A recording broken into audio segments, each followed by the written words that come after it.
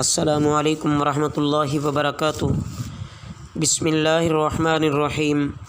عزیز طلبہ، تفسیر کے آج کے سبق میں ہم وقالوا کونوا ھودا او نصارا تہتدوا سے پڑھنے لگے ہیں۔ توجہ فرمائیے۔ اعوذ باللہ من الشیطان الرجیم، بسم اللہ الرحمن الرحیم۔ وقالوا کونوا ھودا او نصارا تہتدوا، اور انہوں نے کہا کہ ہو جاؤ یہودی یا نصرانی، تم ہدایت پا جاؤ گے۔ قل بل ملت ابراہیم حنیفا، کہہ دیجئے بلکہ ابراہیم علیہ السلام کا دین ایک اللہ کے ہو جانے والے۔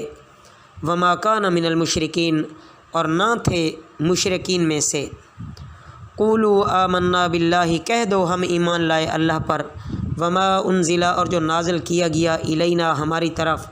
وما انزل الی ابراہیم و اسماعیل و اسحاق و یعقوب والاسباط، اور جو نازل کیا گیا ابراہیم اور اسماعیل اور اسحاق اور یعقوب اور اولاد یعقوب علیہم السلام کی طرف۔ وما اوتی موسیٰ و عیسیٰ، اور جو دیا گیا موسیٰ اور عیسیٰ علیہم السلام کو۔ وما اوتی النبیون من ربہم، اور جو دیا گیا نبیوں کو ان کے رب سے۔ لا نفرق بین احد منہم، ہم فرق نہیں کرتے کسی ایک کے درمیان، منہم ان سے۔ ونحن لہ مسلمون، اور ہم اسی کے فرما بردار ہیں۔ ان آیات مبارکہ میں عزیز طلبہ یہود و نصارہ کی ہٹ دھرمی اور اس کا جواب بیان فرمایا گیا ہے۔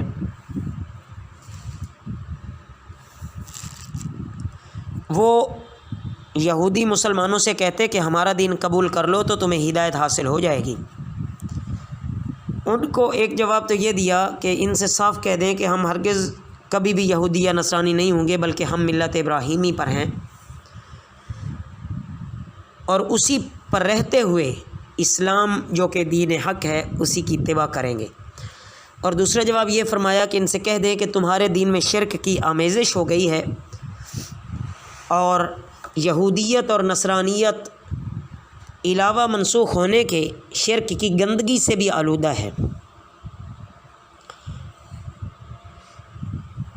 پس حاصل یہ ہے کہ اس ملت کا جس پر ہم قائم ہیں اور جس میں کسی کو انکار کی گنجائش نہیں ہے، اس سے حاصل ہوتا ہے کہ دیکھو ہمارا دین کیسا انصاف والا ہے۔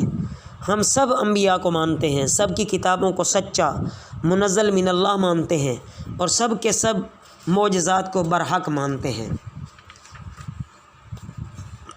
فَإِنْ آمَنُوا بِمِثْلِ مَا آمَنْتُمْ بِهِ فَقَدِ اهْتَدَوْا، پس اگر وہ ایمان لائیں جیسے تم ایمان لائے، بھی اس پر، فَقَدِ اهْتَدَوْا تو وہ ہدایت پا گئے۔ وَإِنْ تَوَلَّوْا، اور اگر انہوں نے منہ پھیرا، فَإِنَّمَا تو بے شک وہی، ہم فی شقاق وہ ضد میں ہیں۔ فَسَيَكْفِيكَهُمُ اللَّهُ، پس ان قریب آپ ان کے مقابلے میں، آپ کے لیے ان کے مقابلے میں کافی ہوگا اللہ۔ وَهُوَ السَّمِيعُ الْعَلِيمُ، اور وہ سننے والا جاننے والا ہے۔ صبغۃ اللہ، اللہ کا رنگ۔ وَمَنْ أَحْسَنُ مِنَ اللَّهِ صِبْغَةً، اور کس اچھے سے اللہ،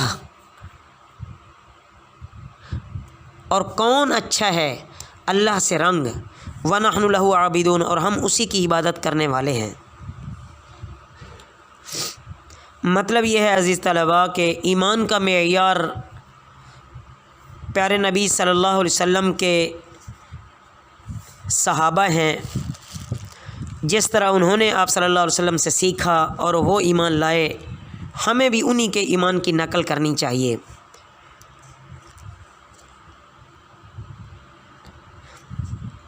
اس کے بعد فرمایا کہ بس آپ اللہ اور اللہ کے رسول صلی اللہ علیہ وسلم کی مانیں، آپ صلی اللہ علیہ وسلم کے صحابہ کے پیروکار رہیں،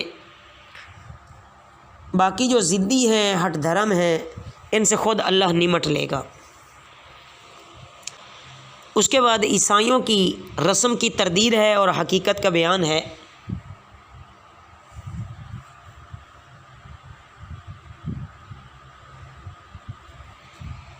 اس آیت میں نصارہ کی ایک رسم کی تردید ہے کہ نصارہ میں قدیم دستور تھا اور اب بھی ہے کہ جب وہ کسی کو عیسائی بناتے ہیں یا ان کے ہاں بچہ پیدا ہوتا ہے تو اس پر رنگین پانی چھڑکتے ہیں یا رنگین پانی میں یعنی رنگدار پانی میں اسے بٹھاتے ہیں۔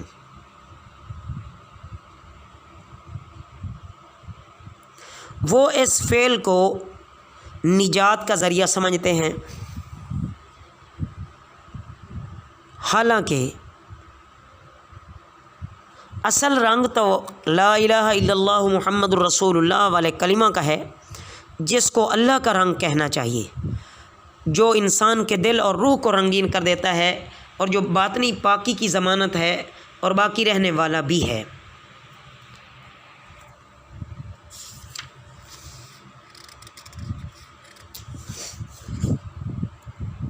آخر میں وَنَحْنُ لَهُ عَابِدُونَ فرما کر اس بات کی طرف اشارہ کر دیا کہ ہم اسی کی بندگی کو اختیار کیے ہوئے ہیں۔ مسلمانوں کی ایک یہ صفت ظاہر ہو گئی کہ وہ ہر حال میں اللہ تعالیٰ ہی کی عبادت کرنے والا ہوتا ہے۔ اللہ رب العزت ہمیں دین اسلام کے حقیقی رنگ میں ایسا رنگ دے ہم کو کہ پھر ساری زندگی یہ رنگ نہ چھٹے۔ اللہ رب العزت ہمیں صحیح عمل کی توفیق عطا فرمائے۔ وما علینا الا البلاغ المبین۔